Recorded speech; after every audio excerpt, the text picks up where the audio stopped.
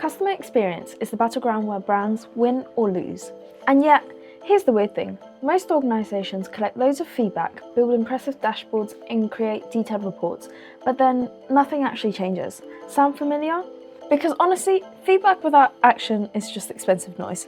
Today, we're fixing that. Let me show you how to build a customer experience framework that actually works.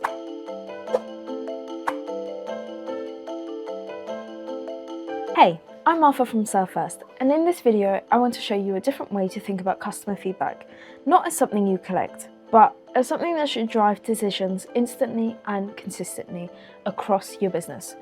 We're talking about capturing feedback in the moment, turning it into clear action and empowering everyone, from the front line right up to the boardroom, to improve on what actually matters. Take John Lewis, for example. They're consistently one of the most trusted and admired brands in the UK, and that reputation isn't built by accident. It's built on a framework that makes sure every piece of customer feedback leads somewhere useful. Alright, so first things first, what actually is customer experience? Customer experience. We'll focus on the customer experience. Customer experience economy. It's basically the sum of every single interaction a customer has with your brand. Every visit, every conversation, every emotion they feel about you. It spans your physical locations, your digital channels, service interactions, quite literally everything. But here's the thing that catches people out. Customer experience doesn't just improve by itself. Without a proper framework, businesses fall into the same traps over and over. Feedback gets collected too late to be useful, insights end up stuck in silos across different teams and systems. Your frontline staff don't know what to prioritise. A strong customer experience framework gives you structure, direction, and clarity. It makes sure feedback isn't just heard, it's actually acted on.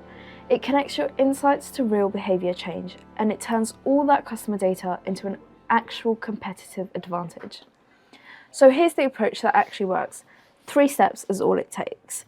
Acquire, get feedback in the moments that matter. Analyse, turn that feedback into clear insights. Action, do something about it. This makes sure every piece of feedback fuels improvement, not frustration. Let's go through each step so you know exactly how to implement it. Step 1. Acquire feedback in the moments that actually matter. The most valuable customer insights are captured in the moment, when emotions are fresh and when the experience is still happening. If you're only relying on those delayed surveys that land 3 days later or annual research projects, you're creating massive blind spots. Because here's what happens. By the time you ask for feedback after the fact, customers can't give you the same detailed, helpful insight they could have given you there and then. High-performing CX strategies focus on real-time contextual feedback, such as feedback terminals in your locations, QR codes at touchpoints, short post-interaction questions, mobile-first prompts. These remove all the friction for customers and deliver insight at the exact point where the experience is actually being shaped. Let's go back to John Lewis because they do this really well.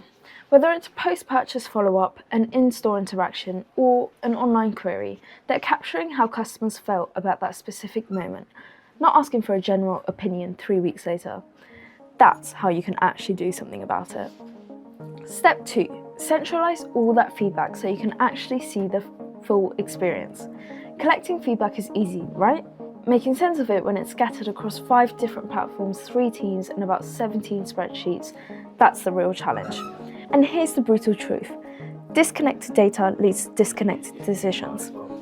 When you consolidate surveys, data, operational metrics, and qualitative feedback all in one place, you'll get clarity on what customers actually care about most, where the experience starts breaking down, which issues have the biggest impact on loyalty, and whether people stick around.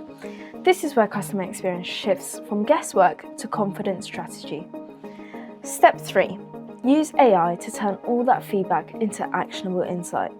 Modern customer experience strategies need speed, precision, and focus. And that's exactly where AI actually earns its place. Think of AI-powered analysis like having a virtual business analyst who instantly reviews all your feedback, spots trends, and highlights what you should focus on first. Instead of your team spending hours drowning in reports, AI can surface emerging issues before they completely blow up, root causes behind those declining scores, and specific opportunities to improve the touch points that actually matter. This removes all the noise and confusion and just shows you a clear decision. And that's the key difference. AI doesn't explain what's happening, it helps your team understand what to do next. Step 4. Connect that insight to people who can actually act on it. Because even the absolute best insight in the world is completely useless if it doesn't reach the right people at the right time. One of the biggest gaps in most customer experience frameworks: accessibility. Your frontline teams often have zero visibility. Meanwhile, your leaders are drowning in high-level metrics that don't actually drive any behavior change. When insights are personalized and easy to understand for everyone, action becomes faster and way more consistent. This is exactly how John Lewis operates. Their partnership model means every employee, from a sales assistant on the shop floor to a director in the boardroom, has a genuine stake in the outcome. Feedback doesn't just sit with senior leadership, it reaches the people who are closest to the customer and best placed to do something about it. That's why their service feels consistent, no matter which store you walk into or which channel you use.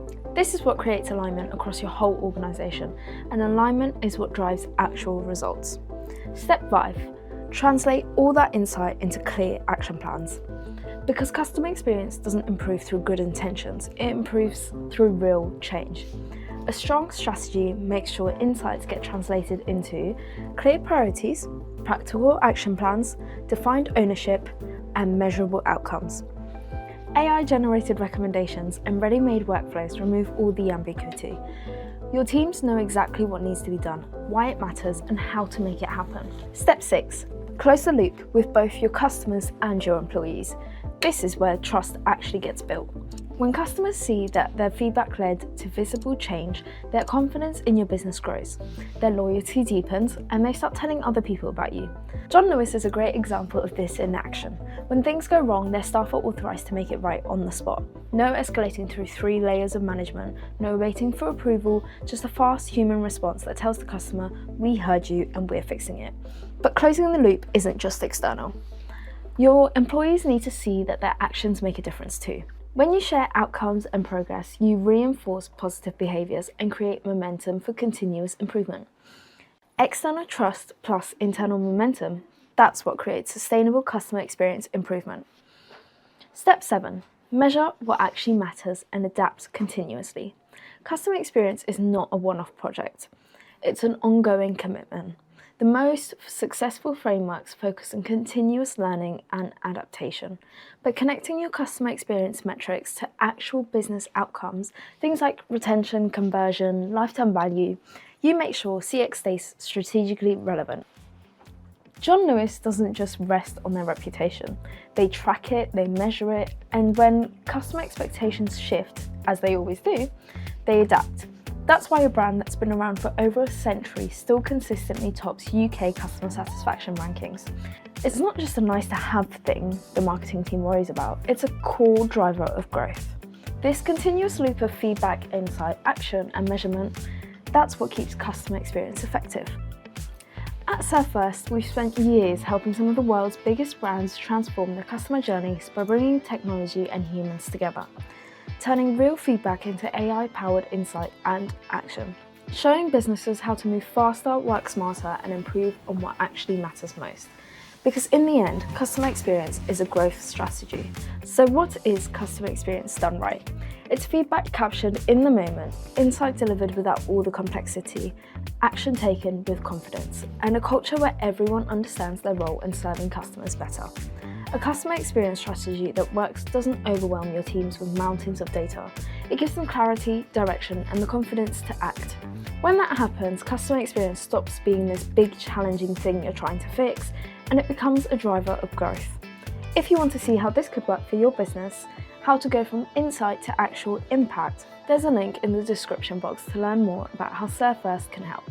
And if this was useful, hit the subscribe button. We're putting out more videos on customer experience, operations, and frontline performance every week.